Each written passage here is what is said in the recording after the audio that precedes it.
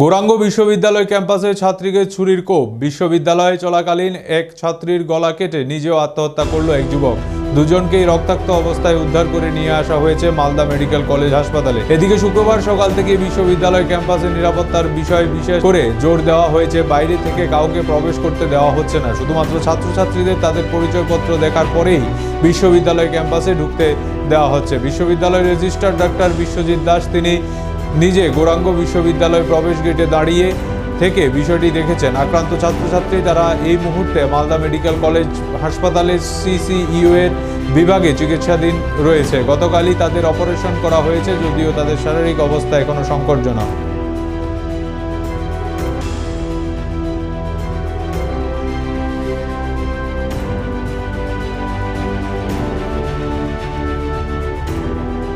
ব্যবস্থা নয়, university security system ছিল, দীর্ঘদিন ধরে আছে। প্রাইভেট এজেন্সি সিকিউরিটিটার দেখভাল করে, আমাদের সিকিউরিটি অফিসারও আছেন, তিনিও দেখভাল করেন গোটা বিষয়টা। কালকে যে অনভিপ্রেত ঘটনাটা ঘটেছে তার মেজার্স হিসেবে আমরা নিজেরাই ব্যক্তিগত উদ্যোগে সিকিউরিটি সিস্টেম আগে তো চেক আমরা করতামই, এখন আমি নিজে এসে দাঁড়িয়েছি, আমার স্টাফরা এসছেন। কালকের এই ঘটনা আমাদেরকে যথেষ্ট ব্যথিত করেছে। আমরা চাই না এরকম ঘটনা ঘটুক। আমরা আমাদের বিশ্ববিদ্যালয়গতভাবে কথা বলেছি, বিশ্ববিদ্যালয়ের আমাদের ভাইস চ্যান্সেলর বিভিন্ন মেজার্স নিয়েছেন। আমরা এর আগেও এগুলো করেছি, যেমন ধরুন এই হতাশা, সুইসাইডাল টেন্ডেন্সি, এই বিষয়গুলো যাতে না হয় সেই জন্য সিওমএইচের দপ্তর থেকে এখানে আমরা ওয়ার্কশপও সংগঠিত করেছি। আমরা ধরুন ছেলে মেয়েদের যে বিষয়গুলো আছে, বিভিন্ন অ্যাক্টিভিটিস, সেই অ্যাক্টিভিটিসগুলোর উপরে জোর অলরেডি দিয়েছি।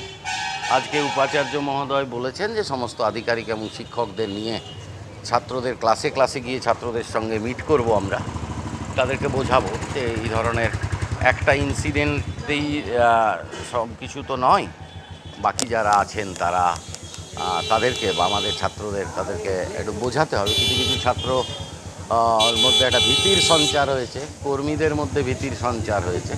আমরা এই অবস্থাটাকে কাটিয়ে উঠতে চাই, সম্মিলিতভাবেই এই অবস্থাটা কাটিয়ে উঠতে চাই।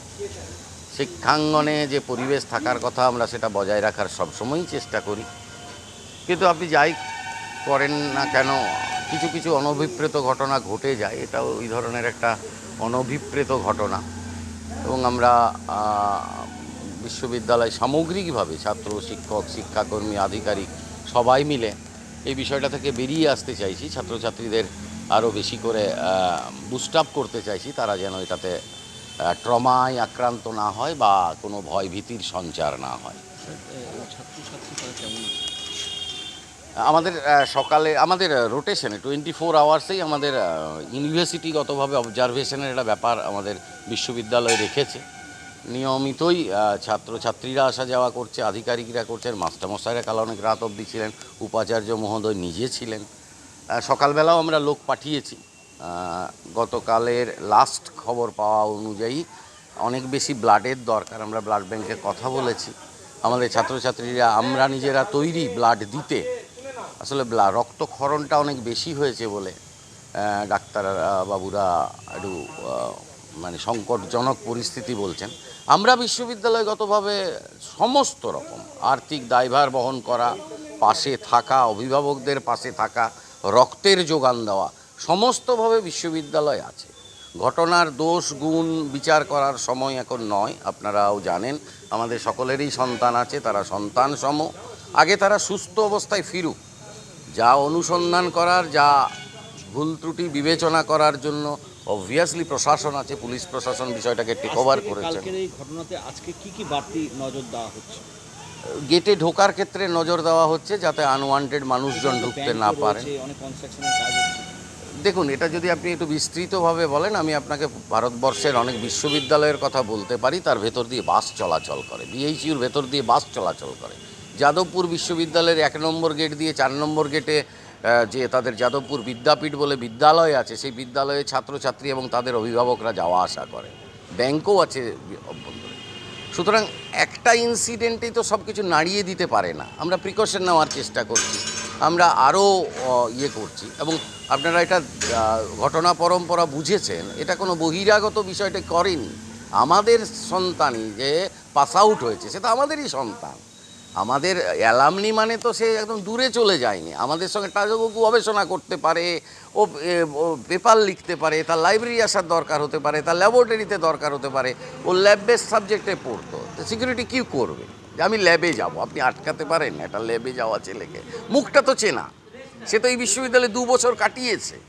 তা একটা ছেলে ল্যাবে যাব বলে সে যদি কিছু করে, একটা ছোরা যদি পকেটের মধ্যে ঢুকে, সব পকেট সার্চ করা যায়, এই সার্ভিলেন্স হয়। আর একাডেমিক ইনস্টিটিউশনের সিকিউরিটি আর একটা অন্য প্রতিষ্ঠানের সিকিউরিটির মধ্যে তফাৎ আছে, অ্যাডমিনিস্ট্রেশনেরও তফাৎ আছে। আমরা সবসময় ছাত্রছাত্রীদের আমরা কেন সন্দেহ করব? তারা তো তাদের জন্যই তো বিশ্ববিদ্যালয়। সুতরাং সিকিউরিটির প্রবলেম বলে আমি মনে করি না। আমার সিকিউরিটি যথেষ্ট দক্ষ, তারা যথেষ্ট দক্ষতার সঙ্গে পরিচালনা করে। একটা ইনসিডেন্ট ঘটে গেছে, এটা অবভিয়াসলি অনভিপ্রেত, তারা দুজনেই মৃত্যুর সঙ্গে পাঞ্জা লড়ছে। আমরা চাইছি আগে তাদের সুস্থতা, তারপরে প্রশাসন যা সিদ্ধান্ত নেবে, বিশ্ববিদ্যালয়ের এক্সিকিউটিভ কাউন্সিল আছে যা সিদ্ধান্ত নেবে সেই মোতাবেক এগোবে। আর আজ থেকে কি বাড়তি কি দেখা যাচ্ছে? একটা আই কার্ডের কথা বলবো ছাত্রছাত্রীদের দেখানোর জন্য, বাইরের লোকেদের আই কার্ড দেখাতে বলবো। ধরুন বিভিন্ন ডেভেলপ হচ্ছে আজ থেকে। দেখা হচ্ছে, আমি নিজে দাঁড়িয়ে আছি, যতক্ষণ পারবো আমি নিজে দাঁড়িয়ে থাকবো। আমার সিনিয়র স্টাফরা দাঁড়িয়ে আছে গেটের কাছে, আমার রিসার্চ স্কলাররা দাঁড়িয়ে আছে, কিছু শিক্ষক এর মধ্যে পৌঁছে যাবেন। আমরা নিজেরাই সার্ভিলেন্সের কাজটা কয়েকদিন করার চেষ্টা করব। ক্লাসে গিয়ে উপাচার্য মহোদয়, অধ্যাপক এবং আধিকারিকদের নিয়ে ডায়াসিং করবেন, ছাত্রছাত্রীদের মধ্যে ভয়ভীতির সঞ্চার যাতে না হয়। স্যার, একটা সমস্যা দেখছি, ক্যাম্পাসগুলোতে সিসিটিভির একটা প্রবলেম আছে, বিভিন্ন জায়গায় সিসিটিভি আছে। আমরা এই যে জায়গাটাতে দাঁড়িয়ে আছি সে জায়গায় একটা সবচেয়ে পাওয়ারফুল সিসিটিভি আছে, সেটা ভাইস চ্যান্সেলরের ঘর থেকে দেখা যায়, রেজিস্ট্রারের ঘর থেকে দেখা যায়। যেখানে কালকে ইনসিডেন্ট সেখানে সিসিটিভি ছিল। সিসিটিভি ওই জায়গাগুলোতে কতগুলো জায়গাতে আপনার আছে, খারাপ হয়েছে কতগুলো জায়গায়, কতগুলো জায়গায় রিইনস্টল করা হবে। গত 3 দিন আগে আপনার আমাদের এই যে সমস্ত কার্যক্রমটা হয়, যারা সিসিটিভি ইন্টারনেট, তাদের একটা কমিটি আছে, তার নাম হচ্ছে ল্যান্ড কমিটি। সেই ল্যান্ড কমিটির কনভেনার আমাদের সায়েন্সের ডিন প্রফেসর বিবেকানন্দ মণ্ডল। সেই দিনেই সিদ্ধান্ত গ্রহণ হয়েছে যে আরও কতগুলো জায়গায় সিসিটিভি বসানো হবে। আমরা হোস্টেল খুলতে চলেছি, সেখানে সিসিটিভির করা হয়েছে, অ্যালটমেন্ট করা হয়েছে, এবং সেটা আবার তো নির্দিষ্ট জায়গায় অ্যাপ্রুভাল হয়ে তারপর হবে। এগুলো করা হচ্ছে। আমি বিশ্বজিৎ দাস, এখানকার ভারপ্রাপ্ত রেজিস্ট্রার।